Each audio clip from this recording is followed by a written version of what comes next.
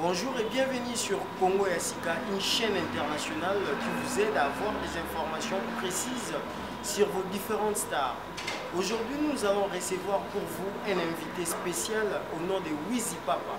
Wizi Papa, un artiste rappeur qui va aujourd'hui nous informer sur son chemin, son propre chemin qu'il fait maintenant, son carrière musicale qu'il est en train de faire. Maintenant, on va avoir bientôt Wizi Papa. Mais avant cela, je salue mon boss Maurice Mokoulou Premier à partir de Norvège, Thessalie, Tchèque. Moi, c'est votre humble serviteur Trésor Malala, les journalistes et patrons. Bientôt, on va faire entrer Wizi Papa qui va faire son entrée.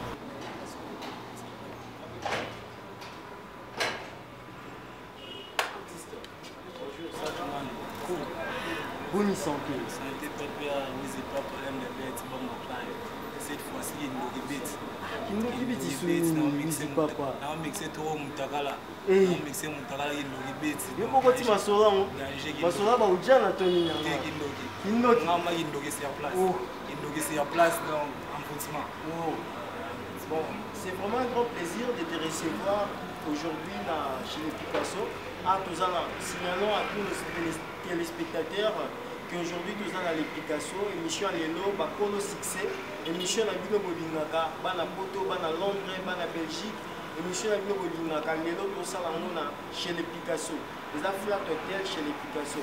On y a besoin pour se divertir, pour vendre la Picasso Matoni. Check.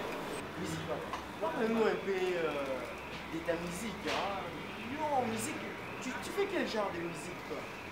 Hermo ou Afrobeat, mais finalement toi tu fais quel genre de musique? Tu es partout. On a partout pour Wizi Papa. Appelle Wizi Papa. Wizi Papa donc les abats, les colomos, on a même partir de dans un Afrobeat, je suis un beatmaker. Je suis un beatmaker dans mon coin, il y a cartel de Yolo. Cartel de Yolo, si on entend un cartel de Yolo, tout le monde va Molo Chwenge. Molo Chwenge depuis 2006. Depuis 2006, Molo Chwenge. Il y a des frères dans la forme. Il y a un grand frère dans la Guino Star, je te salue, de préparer. Molo Chwenge, Binisaki en 2006. 2006, Bamba Zagina Bachiki. Pourquoi?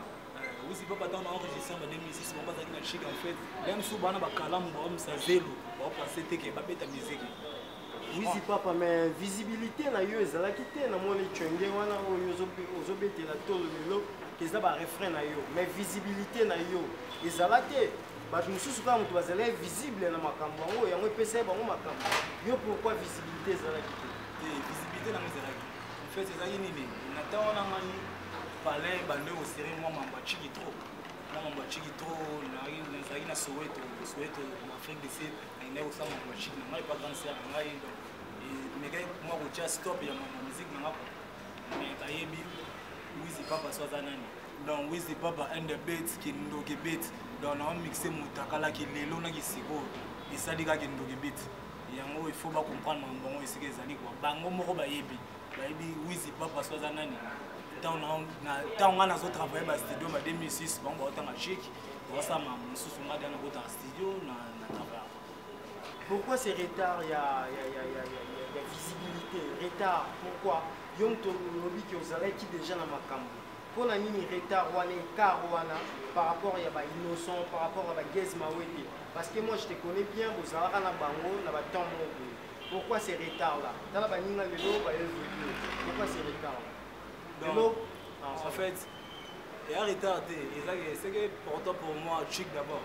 En fait, na kile usa mambo na chiki banene na sisi mambo chiki mais aba mambo ya chiki kokine kuna Soweto na Afrique du Sud ezali na musique na ngai tant on travaille musique na ngai donc nazali na groupe ya cartel de Yolo donc tant on ba cartel de Yolo ça dit Matonge Kauka Yolo Dallas Danger donc à part cartel de Yolo na considère moi chiki mukie bona na ina besoin mo balangue beli ko sa pe na genre musique na ngabeli on a gende ko vale ke na Soweto par rapport à mon chiki en fait je suis qui Wizi Papa aime les bêtes qui en fait maintenant tu comptes monter un orchestre ou bien yo moko kaka ou ça la carrière mon solo il y a yo moko vous monter orchestre tu as aussi besoin d'autres artistes et musiciens, va soutenir yo, va zalana yo. Tu fais comment? Donc, les orchestres, donc, la mitzvah la kini, nazana la belle. Nazana la belle, nazana ba soda belé, le roi Bajilamata, le Kendombe, nazana ba borabo, point comme ça. Donc, nazana ba soda belé. Nazana ba soda belé, on travaille là-bas. La mitzvah, nazana travaille pas Jazzo studio, donc, les beats, nazana pour la micro. Na ningo bandara poyo. Quels sont les rappeurs au Yozongima? Bato va se rappeler Afrobeat. Net par exemple Inosbi, na Gez Mawete. Est-ce que dans la rapport la musique au monde avec été, yo va compléter quelque chose? C'est comment? Bon, réponse na mezara travail n'est pas travail. Travail n'est pas travail. Ogoza na makambo, ogoza na manaka te. Ogoza bina manaka sa makambo. Comprendre? Réponse na moi on va comprendre. Manaka te parce que Gez lelo même tazana to aza au sommet Gez lelo il est innocent. Donc manaka na makambo c'est des choses différentes. Comprendre? Ogoza na manaka ni makambo. Comprendre? Manaka na makambo c'est des choses différentes. Des choses différentes. Voilà. Ça va. En fait, ngana za makambo. Naza isu na manaka. Na misu ba manaka te mais bazo forcer makambo. Comprendre? Au moins lelo wa yebi uzi papa yebi. Ata bato zo tanga ndona ye apona otanga bango ba bité mais même bango ti otanga bongo ba petit ba innocent la Gez Mawete ba yi papa yo benga innocent petit na yo na ndule ne bona ndule mambo di petit za la te mambo ki vie ça te yo zo benga innocent petit donc Gez Mawete pe petit na yo na bien au moins de lelo ada mitsu na mitsu ba tseke o microphone to mu na ndenge ba changu na bango na ndenge ba changu na bango ba tsebe égalité faut mu nyonso beta bon ya te parce que tu veux dire oui c'est pas un début. Sandra Malala, oyoka makambo, Sandra Malala partir à Béziers, bamote no amo. Oyoka makambo oui c'est pas abo ya innocent. Abo ipe Gez Mawete alobi bango ba petit na. En fait na zobo ya vraiment te innocent petit na ngai. Ala petit na ngai bi oui c'est pas un début mais lo na king bako se suba kinote na king bako se suba kinote do vana na king na vana na king. Il faut aussi biga bana poto ke na mitso na kini. Badumsu basili na baba comprendre basili. Comprendre? Badumsu basili ba comprendre basili. Tara batulwa na ro bando tanga ba kombo ate pona epona ba. Tanga kombo oyo bakolo succès awa permet de parler tout le monde. D'un niveau même moi na jibe ba comprendre ke basili. Ouais, tu sais où est la jibe. Même moi na jibe ba comprendre ke basili na kindilo le mutu ro affaire a robeta disque 22 titres de Simbité. Il y a la vérité au nom de Simbité. Mais quand petit n'a pas innocent, à robeta puis on beta ma bé, bouh, parce que tout va comprendre qu'il va beta ma bé. Ah bon? Au comment jaloux quoi? En fait, oui c'est pas un des beats né. On a pas na douter. On a pas na douter. Il y a pas qu'il le lona qui siko. Il lona qui siko en fait c'est ça album na mai dans ces titres. Na ba titre belé na ba featuring ke bien na ba. Oui ça bien. Na il pas na ba vraiment. Ata ba changu na bango ba vanda wana so ba cheli wata micro mombo ata la quartier te ba prester na msubo ya te po yezi papa ya papa est-ce que yebi non ke yo pa musique papa tout bien na non na ninga mangeni est-ce que yebi ke innocent o tanga wana ke petit na wana ke la boss asa patron innocent yoga tango tanga na innocent da patron ngana na parce que na producteur te na ni o nini na beta na fort na ngai studio audio tout fait oka mambo ouais na beta na fort na ngai so moi les affiche na ngai lelo ils ont fort na ngai c'est fort na ngai des fort ya sœur na ngai mi José la reine de Kafufu mère ya ba Job Patrice Ukani c'est na ngai oyo pour les ngai à part il y a mon patron lui-même dans la ventité na bakini lelo kuma ata yo yebi to va na kini faut to expliquer avant na poto ke ba dum ba sili ba comprendre que ba sili est-ce que na ba fête lelo comme maso ke na fête boye to vandi so ba te o wenge o jibe wera banini to yo ka poza musique na biso mais so ba koti ba yere wana ba David ba whisky o senti fête du pitch donc yo o soutenir nos musiques na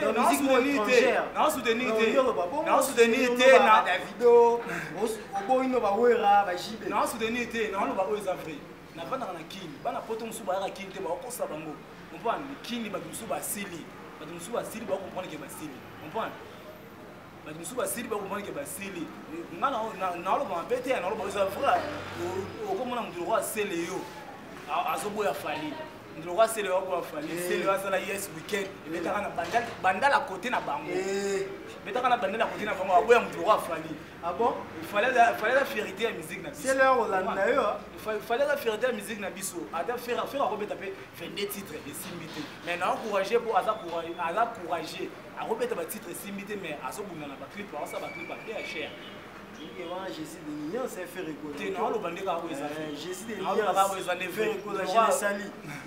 Trésor Malala, les journalistes et patrons de Sali, fait récolter la Jésus de Nignan. On a propos à les arrêts, oui, papa. Des arrêts, vérité, non, la vérité, moi, ming. Vérité, moi, ming, il ça bien. Mais oui, papa. Mais il faut qu'il faille faire les lots, par exemple, tu vas en top. La musique à Congo, yo, zo, baba, silandeng.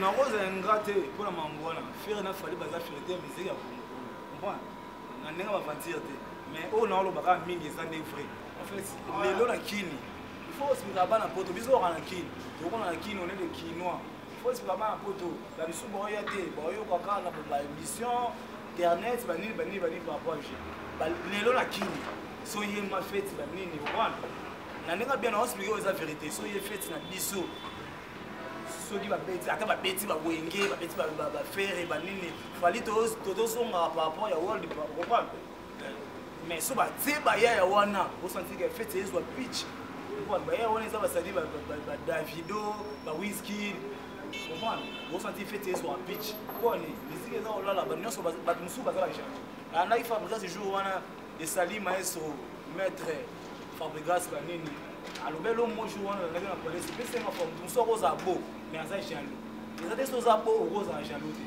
moi bato mosusu bazala jaloux ya bato mosusu eza faux il faut tout maintenir na biso ezala bien comprendre bato mosusu baepoli bato mosusu te pone eza mabe pone naoloba nde mingi eza vérité moto loko asele yo asila kala abeta nini abeti ici c'est Paris ebetaka na bandala kote na bango bandala nyonso te comprendre aoboya moto loko afali pone fala leki yo fala sala o baorthothanasie 2000 combien efula yo oboya fali pourquoi oui papa tokomi sikoyo tolingi toshite l'émission na biso tomoni omeme biso affiche moko wana ça parle de quoi ça kilelo na bisikoyo lelo esu na bisikoyo eza nini lelo na bisikoyo eza carrière solo na nga quoi eza carrière solo na ngai oyo naza eza donc ya diske na na ce titre na bisi ba featuring na ba bato ba King Man bato ba Skyman donc eza musique eza la vérité to ba de vérité ba ba sili il faut comprendre que ba sili batika biso ça na biso c'est tout c'est bon. J'ai presque une dernière question à te poser. C'est le on a été c'est le là qui est donc on a poto carrière musicale qui est non faut pas le poto est un cimetière il y a des musiciens. D'après toi, selon analyse na yo pour na vendre na poto ya c'est le onda tika Kinshasa pour les artistes et musiciens à Keva na poto. Tu penses quoi? Ko Keva na poto eza makambo. O Keva na poto pour le makambo. Mais makambo eza makambo. Donc maintenant quand on a makambo na loba yo déjà eza des choses différentes. Bon, des choses différentes. Ouais, eza des choses différentes, c'est-à-dire on s'appelle makambo te mais on va na poto. Le roi c'est le basila, c'est le basila. Beta yes Paris. Nini ici c'est Paris, hein, on a bossé l'idée. Et beta na bandela côté na bango. Bandela côté na biso komate. Bandela surtout na bandela côté na biso, c'est-à-dire bandela ba Joël ça c'est pour quitter la pedi oji ba junior beaucoup ndolo. Ba vena ngalo roi ba parti à ça de bato ba banda idéologie à veste na jean na avance. Mais ba biso le pas là ta makasi. nayebi ntango baparti ya sabe bato babanda idéologie olati vance olati jean olati cheve costume ave na ngai eza idéologie sela yango boyo afali pourquoi fale osa fierté ya musique ya Congo yo sikoyo nga naotuna yo wizi papa oza nani mpo yo okoma odefendre fali oza ni porte parole na ye yo oza artiste rappeur oza nani mpo okoma kodefendre fali fallait me laisser au moins quelque chose. En fait, non défendre qualité. Na zappé na label à qualité. À label na neza Black Label musique qui nous beat cette fois-ci non mixé mutakala. comprendre eza mambo bafali te normalement bafeti oyo eza vérité bao basili tocomprendre ke basili bato bako bawera bataka niveau wera na jibe bacomprendre ke basili wera na jibe bacomprendre ke basili motu loko affaire abeti 22 titres ya diske esimbi te mais motu loko epeti na ngai innocent abeti ozobeta mabe bato bacomprendre ke te ozobeta mabe yo mo ozobeta mabe esimbi ozala jaloux mpona eko. Bon, attends ton nouvelle puisse les titres nini eza kilelo na kisiko kilelo na kisiko attends ozamo quand kilelo na kisiko donc le 26 décembre le 28 novembre donc le 26 novembre kilelo na kisiko yo ezozise donc clip audio donc mambo ebele tozela yo loba kaka oyo asila jiba asila bafere basila tozela ozaka oyo naloba eza vérité eza lelo na kini bana poto bayema mboto osola te biso tokosola ngo mpo parce que te on est en kini toa bakinois tovanda na kini tokola na kini comprendre ata lelo soki efete na biso mariage o manifestation moko boye ata batie wenge oyo ajibe o nini banini sina kwani mais so batika bayaya wana bayaya na oloba no toujours eza bayaya no ba Davido ba Wizkid so ba chip bongo senti fête eso pitch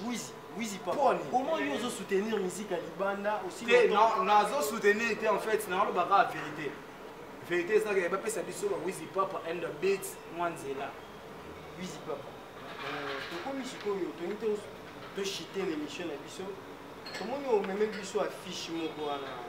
Ça parle de quoi? Ça, kilelo na kisiko. Kilelo esu na kisiko eza nini? Kilelo na kisiko eza carrière solo na ngako. Ya carrière solo na ngai o naza. Eza donc ya disque na ce titre. Na bisi ba featuring na ba ba King Man. Ba ba Skyman donc. Eza musique. Eza la vérité, tout le monde est vérité. Ba ba sili, il faut comprendre que ba sili. C'est tout, c'est bon. J'ai presque une dernière question à te poser. C'est Léo, on a dit que c'est le qui est dans poto carrière musicale qui est dans le poto et cimetière il y a des musiciens. D'après toi, selon analyse nayo pour la vendre na poto et c'est le tika Kinshasa pour les artistes et musiciens à vendre na poto. Tu penses quoi? Quand ils vendent na poto, ils ont monté. Oyo evana poto poluka makambo mais makambo eza makambo lomanaka na makambo na lobango déjà eza des choses différentes des choses différentes ouais eza des choses différentes c'est-à-dire oko s'appelle makambo te mais oko vana poto loko baselo basila selo basila abeta yes Paris nini ici c'est Paris hein so na bosani te ebeta na bandela côté na bango bandela côté na biso ekoma te bandela surtout na bandela côté na biso c'est-à-dire bandela ba Joël Sastek Takite apedi oji ba junior bukutu ndolo ba vena ngalo wa ba parti ya sabe bato babanda idéologie ya veste na jean na vance na ba biselo pa la tama kasi te que c'est le nayebi tano tanga ke ba tano tanga ba parti ya sabe bato babanda idéologie ya olati vance olati jean olati cheveux costume na vena ngai eza idéologie c'est le robo ya fali pour moi fallait ça vérité à musique ya Congo yo siko nga na tuna yo wizi papa uza nani pour yo comment défendre Fali na défendre Fali uza ni porte-parole na ye uza yo za artiste rappeur uza nani pour comment défendre Fali Fali a laissé au moins quelque chose en fait na défendre Fali que na zappe na label Fali te à label na ngeza Black Label Music qui beat cette fois-ci na mixer mutakala comprendre eza mambo Fali te non ba fait tout eza vérité ba basili to comprendre que basili bato bako bawera bataka niveau wera na jibe bacomprendre ke basili wera na jibe bacomprendre ke basili motu loko affaire abeti 22 titres ya diske esimbi te mais motu loko epeti na ngai innocent abeti ozobeta mabe bato bacomprendre ke te ozobeta mabe yo mo ozobeta mabe esimbi ozala jaloux mpona eko.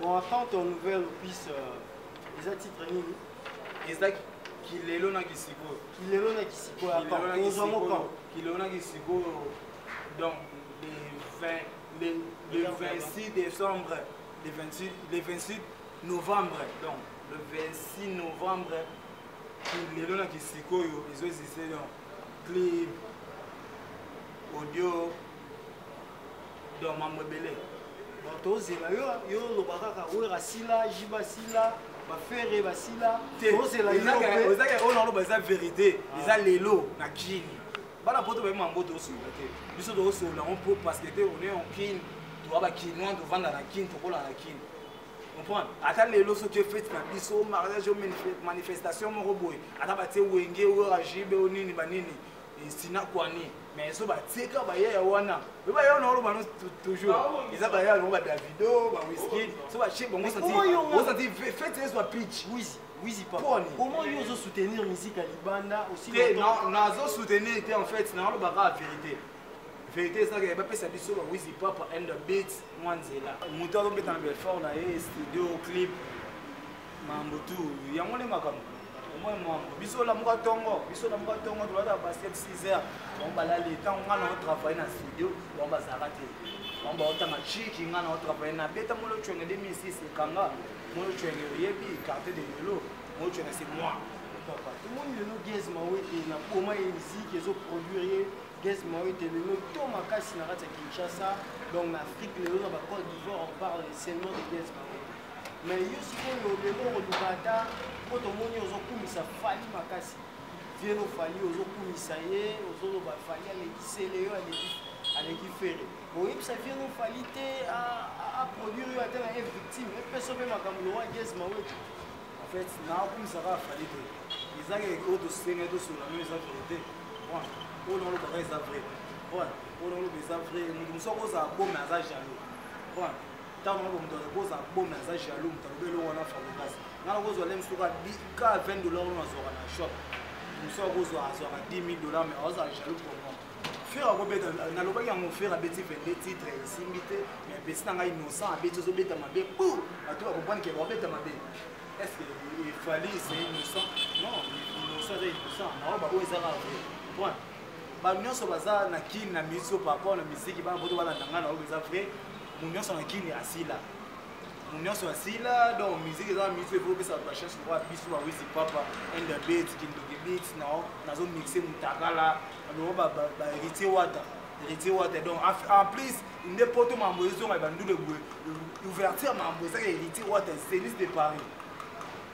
nga héritier mto aproduire nga te nanga patron lui-même naosama nga na nde na nga yango wizi yo komi porte parole ya bahéritier okomi porte parole ya bafere ya bafali toneni yango naza porte parole ya motu te naolobaka oyo eza vrai eloko ekomanga ezaka vérité nde oyo naoloba eza vérité oyo naoloba eza vérité naza mpona motu moko te otange nanga bagesi otange nanga innocent otange nanga nani innocent du fond de succès na Kinshasa ouais c'est bon mais ozala manaka te mais oza na makambo na manaka eza deux choses différentes comprendre bato mosusu bacomprendre mambo baloge banini bango bafutir mais bamusique loge mpe kota ouais si loge existe mais au moins lelo ata batie micro moko ata na batie yango wana ke artiste nyonso aya procès donc banini par rapport ya g bamisusu baoya te bamisusu baoyemba te baoya te mpo babi ke wizi papa and the beats kindoki beats oya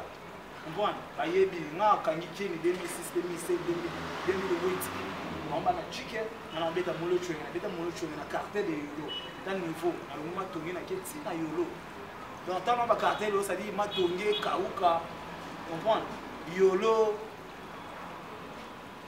natangi su chiki na nga na basoweto na Afrique du Sud na comprendre ke ifo nazonga kini na traverser musique na nga par rapport so lelo innocent Inosbi, c'est un très bon garçon.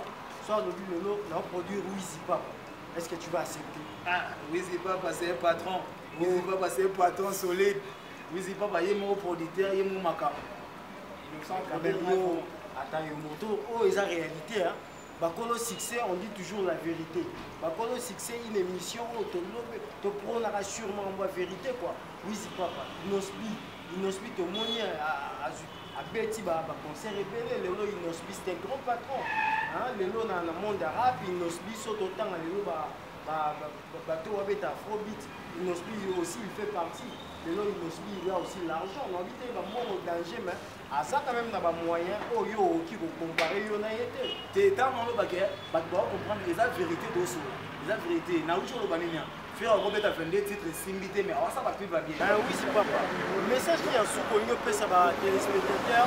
Voilà, ma photo, voilà, ma Sandra Malala, Chirek Malala, Patrick Malala. Le message qui est sous Congo, ça va la photo, voilà, Sandra Malala, il faut ça, il y a Joe Modango qui cosplay.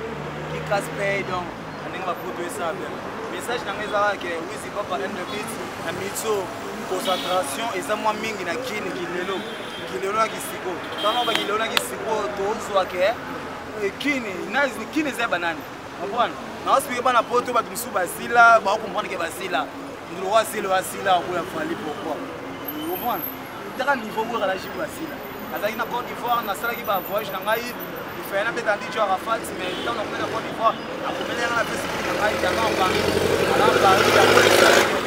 na ya moi kini mingi na kusala contrôle ya mambo ngai to nazoka esika na zara kwa ngamo patron ngamo ambiance na oseka mais fort nde ya mambo ngai ça moi bien donc oui j'ai papa un bête qui nous sur place na mixer mutakala oui papa